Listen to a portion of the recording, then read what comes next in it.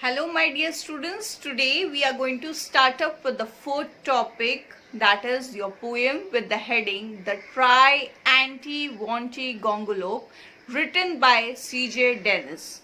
Now, before starting up with the poem, let us have a short introduction about the poet. Poet C.J. Dennis was an Australian poet known for his humorous poems, especially the Songs of a Sentimental Bloke, published in the early 20th century.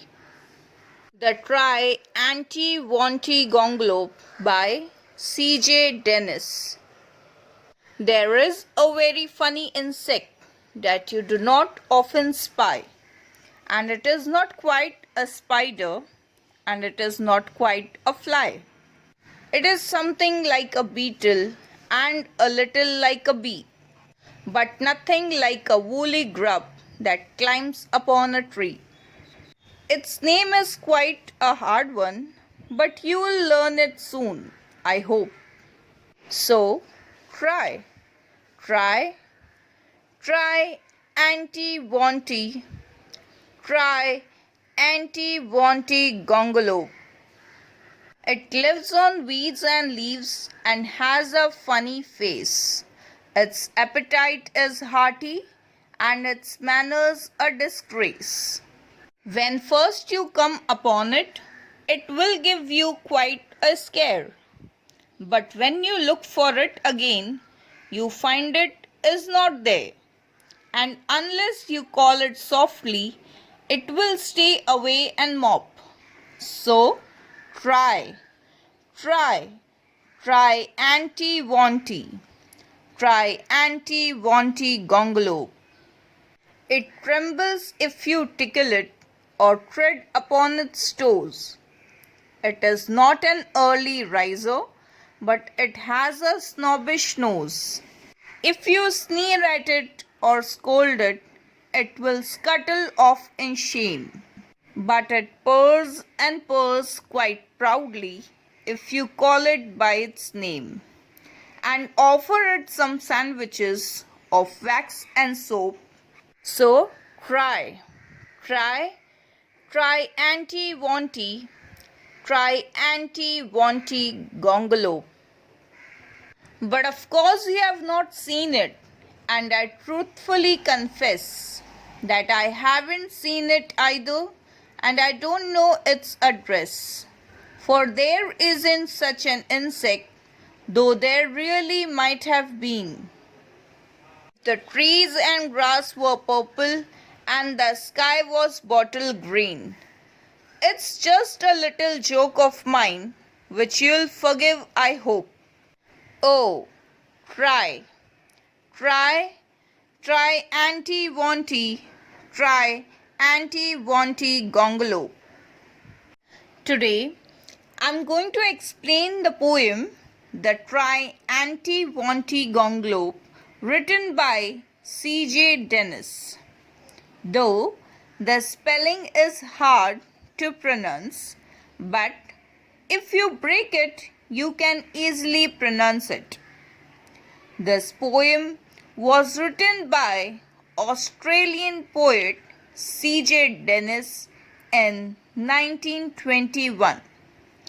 It is a humorous kind of poem. This poem is the poet's imagination. Students, you must have remembered your childhood days when you were out of mischief. Your parents, grandparents used to scare you with the mini beast, which was their imaginary animal, and they were given scary name, so you all sit quietly and let others also rest from your mischiefs. This is the same kind of poem. This is poet's funny imaginary creature describing about its appearance, appetite, manners, and habitat. The name of an insect used is very catchy. That is, try anti-wanty gongolo. In the first stanza, the poet is saying that there is a funny insect that we do not often spy. Now, often spy means we do not come across, and it doesn't look exactly like a spider and not even like a fly, but it looks something more like a beetle and also like a bee, but nothing like a woolly grub. Now, what is the meaning of woolly grub? Woolly grub means larva of an insect that climbs upon a tree. Poet is saying that its name is quite a hard one, means it is difficult to pronounce the name of an insect. But the poet is also saying that you'll learn it soon, and he hopes so, by trying to pronounce the name again and again, saying try anti wanty gongolope. Now, in second stanza, poet is saying that it lives on weeds. Weeds means plants and leaves, and its face is very funny. Its appetite is hearty, means it has a strong interest and desire to eat, and its manners a disgrace, means it likes to eat all the time and doesn't care about its actions or manners. When first you come upon it, it will give you quite a scare. Now, why it will scare us? Because its appearance, its look is very different as compared to other insects. But when you look for it again, then you will not find it unless you call it softly. It means that if you scold it, it will go away.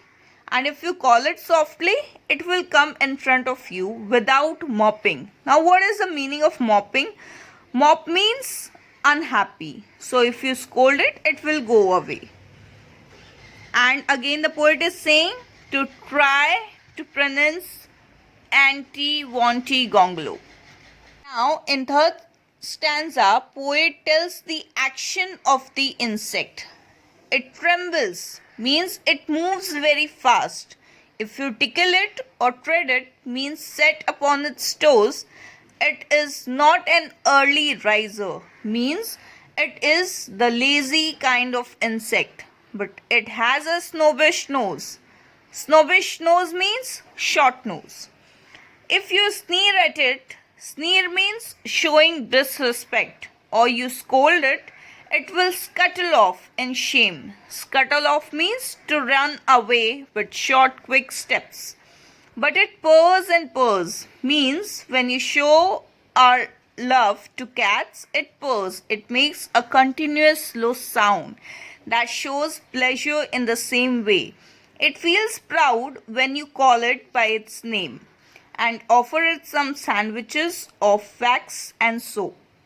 Now, in last stanza, the poet confesses that the insect which he was trying to describe is not there. He himself had not seen it and does not know about its habitat. Also, because there is no such kind of insect. They can be found only if the trees and grasses turn purple and sky to bottle green. In other words, it is not possible at all. Poet concludes the poem that it was a little joke and asking to forgive him for his silly thought. But try to pronounce, try anti wanty, try anti wanty gongolo. It gives a message that don't give up. Many times it happens that your goals seem to be very huge and hard like a monster. You won't understand what to do and where to start. The poet encourages that no matter that your goal seems to you like a monster, break down your goals into smaller achievable goals and then you will have success. Successful people are not gifted, they just work hard.